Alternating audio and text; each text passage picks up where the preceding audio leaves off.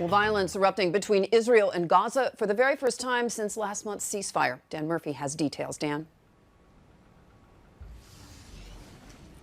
Hadley, good morning. Well, Israeli fighter jets struck a number of Hamas targets inside the Gaza Strip. We're learning this morning that the Israeli military believes those airstrikes hit a number of sites and compounds used by Hamas for terror operations. Of course, this is the first violence since that ceasefire between the two ended 11 days of fighting just last month.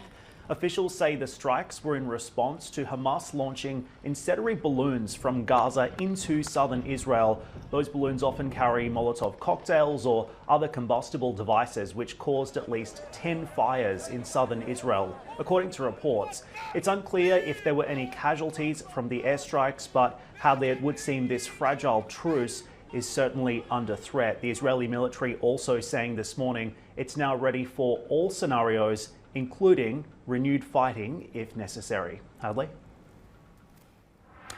Well, Dan, this of course comes after far-right Israeli nationalists were seen marching through East Jerusalem. And of course that only adds to those tensions with the Palestinians. Big challenges though for Naftali Bennett in his first few days. But this is a man who's pretty right-wing as well, no?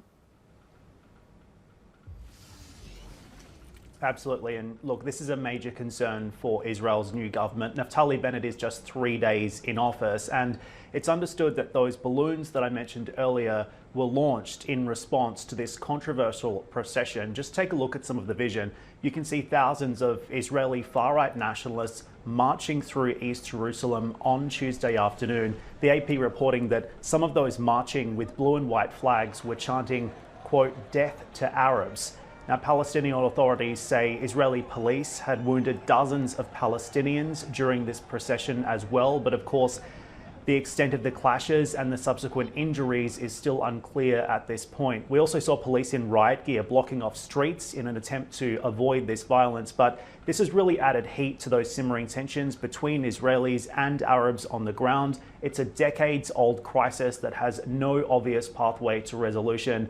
But Israel's foreign minister, the new one, Yair Lapid, condemned this behaviour in a tweet last night. He says those chanting those words are a disgrace to the people of Israel. Hadley, back to you.